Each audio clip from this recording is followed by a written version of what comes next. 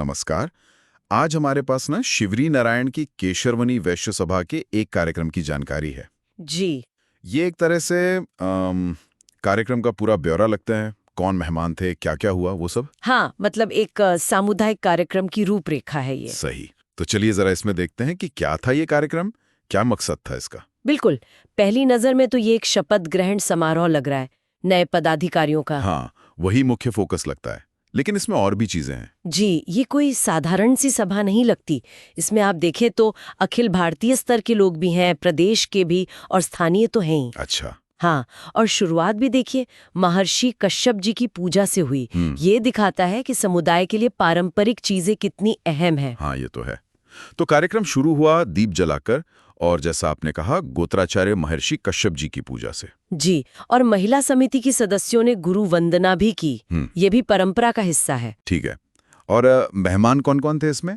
कुछ बड़े नाम थे? हाँ, काफी गणमान्य लोग थे।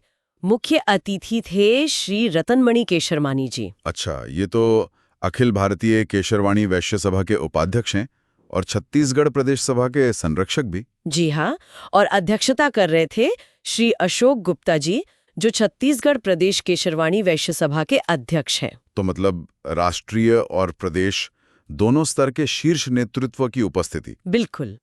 और ये चीज स्थानीय इकाई के लिए, मतलब शिवरी नारायण सभा के लिए काफी मायने रखती है। सही बात है। और भी विशिष्ट अतिथि थे। लिस्ट तो काफी लंबी लग रही है। हाँ हाँ, कई थे।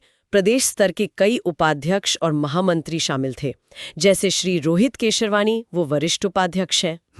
फिर श्री दीनानाथ केशरवानी, वो उपाध्यक्ष भी हैं और मुंगेली के भाजपा जिला अध्यक्ष भी। अच्छा। श्री कृष्ण कुमार केशरवानी, वो भी उपाध्यक्ष हैं, और श्री नीलेश गुप्ता जी महामंत्री। बाप रे, काफी बड़ी लिस्ट है प्रदेश पदाधिकारियों की। जी, ये दिखाता है कि प्रदेश इकाई स्थानीय सभा को कितना महत्व देती है। और इसमें सिर्फ पुरुष पदाधिकारी ही नहीं थे ना, महिला और युवा विंग के भी लोग थे। हाँ बिल्कुल, ये बहुत जरूरी बात है।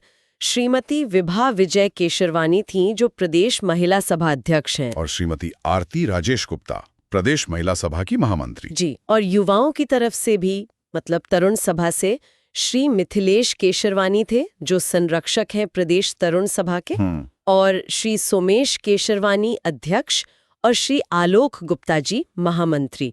ये सब प्रदेश तरुण सभा के। तो मतलब पूरी तरह से प्रतिनिधित्व था पुरुष, महिला, युवा सभी का। हाँ, ये दिखाता है कि समुदाय हर वर्ग को साथ लेकर चलने की कोशिश कर रहा है। खैर, कार्यक्रम का मुख्य फोकस तो शपथ ग्रहण ही था। हाँ, शिवरी नारायण नगर सभा, महिला सभा और तरुण सभा के जो नए पदाधिकारी चुने गए थे, उनका शपथ ग्रहण। जी, नए अध्यक्षों के नाम भी हैं इसमें। हाँ, नगर सभा के श्री सुभाष केशरवानी। हाँ महिला नगर सभा की श्रीमती ऋतु रोहित केशरवानी। जी, और तरुण सभा के उपेंद्र केशरवानी। बिल्कुल। और इनके साथ साथ जो बाकी पदाधिकारी थे, उपाध्यक्ष, सचिव, कोषाध्यक्ष वगैरह, उन सब ने भी शपथ ली। तो ये एक तरह से नेतृत्व का औपचारिक हस्तांतरण हुआ। सही कहा। और शपथ ग्रहण के बाद फिर अतिथियों ने अपने विचार रखे, भाषण हुए। हाँ, जो पुराने अध्यक्ष थे और जो प्रदेश स्तर के नेता आए थे, उन्होंने संबोधित किया होगा। जी, वो अनुभव साझा करते हैं, नई टीम को दिशा देते हैं, ये जरूरी होता है।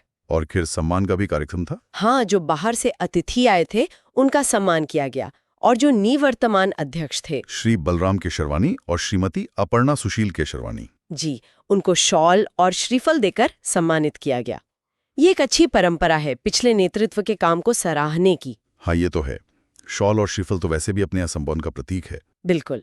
और एक और बात थी, अंत में श्रद्धांजलि भी दी गई। हाँ, श्री नौतम केशरवानी जी की धर्मपत्नी स्वर्गीय श्रीमती हीराबाई केशरवानी जी के लिए। जी, ये दिखाता है कि समुदाय सिर्फ खुशी के मौकों पे नहीं, बल्कि दुख में भी एक दूसरे के साथ खड़ा रहता है। ये भावनात्मक जुड़ाव जरूरी है। सही बात है।